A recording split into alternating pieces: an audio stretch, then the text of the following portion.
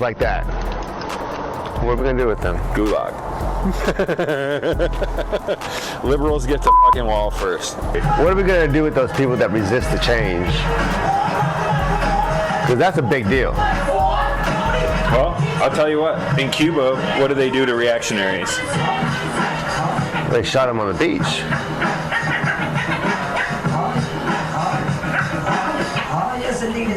Do you want to fight against the revolution?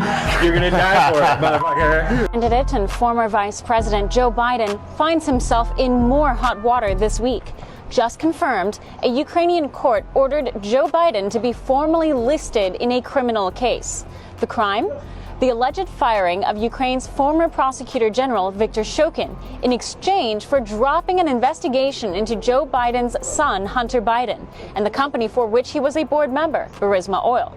Shokin formally called for an investigation into his firing back in February of 2020, claiming the Ukrainian government at the time relieved Shokin of his post in exchange for $1 billion in loan guarantees promised by Biden, a bribe Biden himself admitted to doing. The prosecutor's not fired. You're not getting the money. Oh, son of a bitch.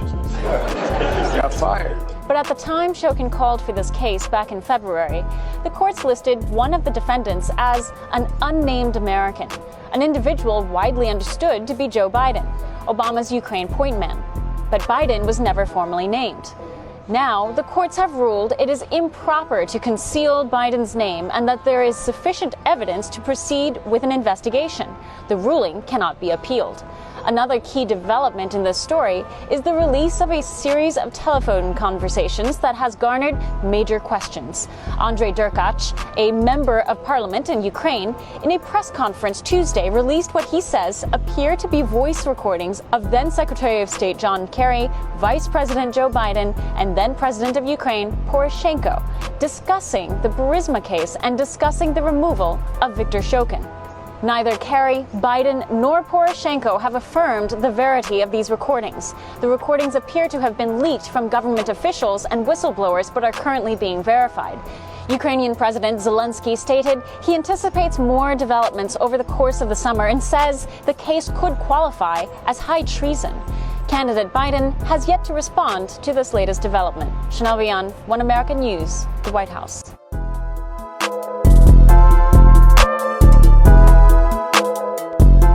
Welcome back, everyone. Today we're going to be talking a little bit about the Space Force.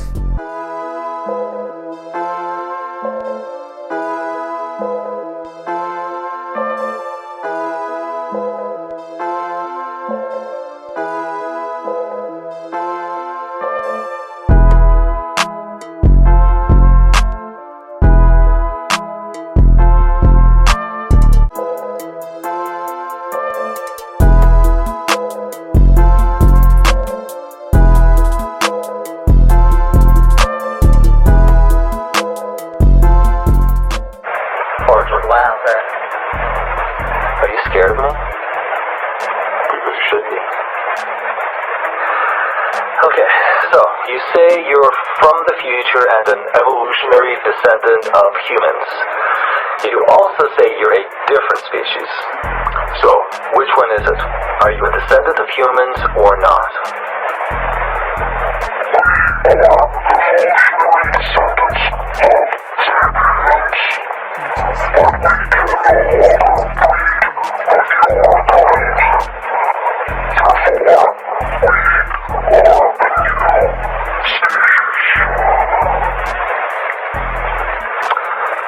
Then how do you English? Answer me. If you don't answer, I'll administer another radioscope over you until your system collapses. What's up? Wait. Weird. I can't even get it on my fucking camera. Is that UFO stuff? Oh my god, I can see a little bit. Oh my god, what the hell is that? Oh my god. Oh my god. I don't want to get that close. Oh shit. You think that's... I'm corny. Oh my god. What's that, Chinese lantern? Oh my god, that's scary. Oh my god, I'm gonna move back. I'm gonna get behind you guys. Hold on, I can't really... See it? Is that it? Wait, hold on. Oh, there's lots. Some of them are in on the corner. Oh my god, okay, I see something, some little dog. Oh my god, I never seen something like that before. You see the house, the spaceship on the side? Oh, get it! And I'm sure we can. We can proclaim the psalmist, with the psalmist who wrote these following words. The Lord is my strength and my shield.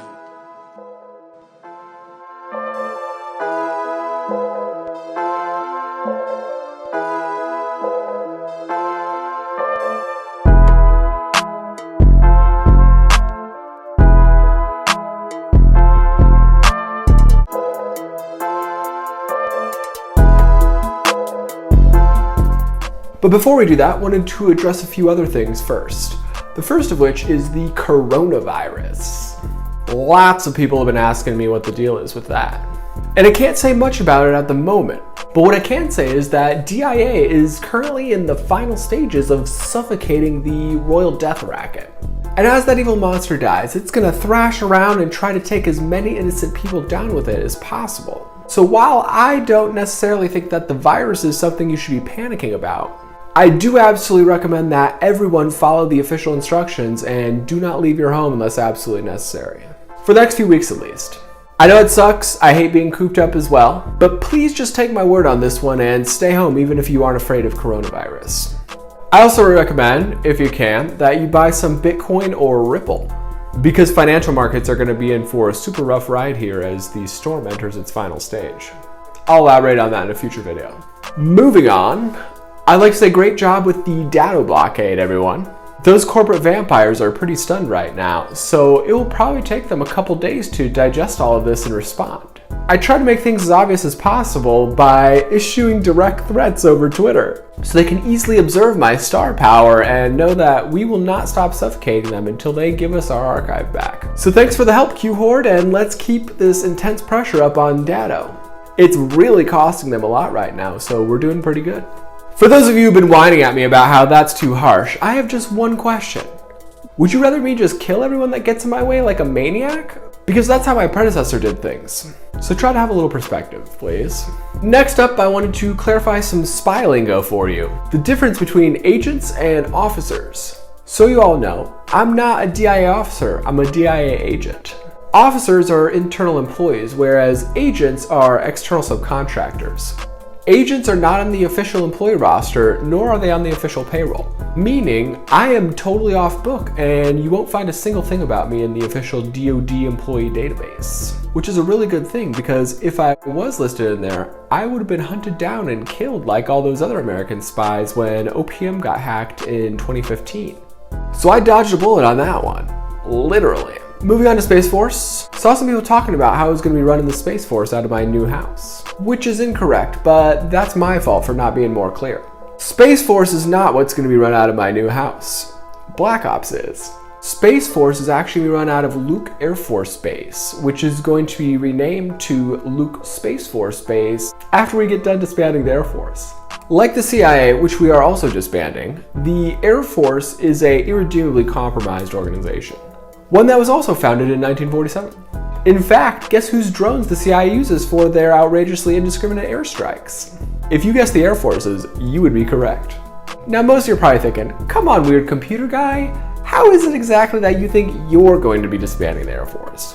And the answer is simple, I'm not. I'm just promising all their other fun toys besides space and cyber to the Army, the Navy, and the Marines, all three of which already have their own air forces. And they're the ones that are going to help me pull apart the Air Force. Cool, right? We're also going to disband that cesspit of graft and corruption known as NASA and roll that in as well. Also air traffic control from the FAA. I'll be discussing that in a bit more detail in my next video. Now many of you are probably wondering, why in the world would they put a weird computer guy like me in charge of running a major branch of the military? And the main reason is simple, because Space Force is actually taking over control of the internet and providing free Wi-Fi to everyone via a massive mesh network of satellites. Pretty exciting, right? And the best part is that many of those satellites have already been launched, because the Space Force already exists. It's just been hiding out in one of our top defense contractors. Can you guess which one? If you guessed SpaceX, you would be correct. SpaceX, believe it or not, is actually a DIA front that has secretly been building our new Space Force. Ever notice how some of their top executives have cheeky little names like Gwen Shotwell?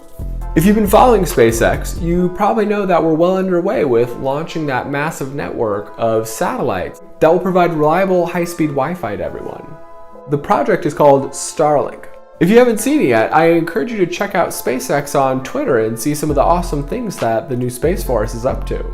There are several reasons why it's become necessary for the military to take control of the internet. The first one is cybersecurity. We live in an increasingly techy world, and with all these sophisticated hacking tools that are out there for free, it's going to be impossible to keep everyone safe without controlling the internet. Especially as we start to roll out these self-driving cars Waymo's been testing here in Arizona. Don't know about you guys, but I am definitely not trying to get killed by a hacked self-driving car. The second reason the military needs to control the internet is power. Right now, it's impossible for our government to regulate big tech because big tech controls the internet and all of our access to information. So there's really nothing our government can do to stop them, even if they wanted to.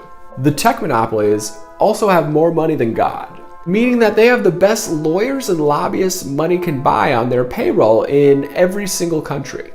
So even if we did manage to regulate them here, they could just shift operations to another country and keep right on censoring our free speech and illegally stealing our data. The only way we are ever going to be able to rein in those tech monopolies is by having the military take control of the internet. It sounds counterintuitive, I know, but I guarantee that my Space Force will do a much better job of protecting everyone's constitutional rights than those evil tech CEOs will. So hopefully you guys won't trip, because what's not to love about free Wi-Fi for everyone, right? Well, that's all for now. Have a great day, and I'll see you guys next time for part 2 of our Space Force introduction.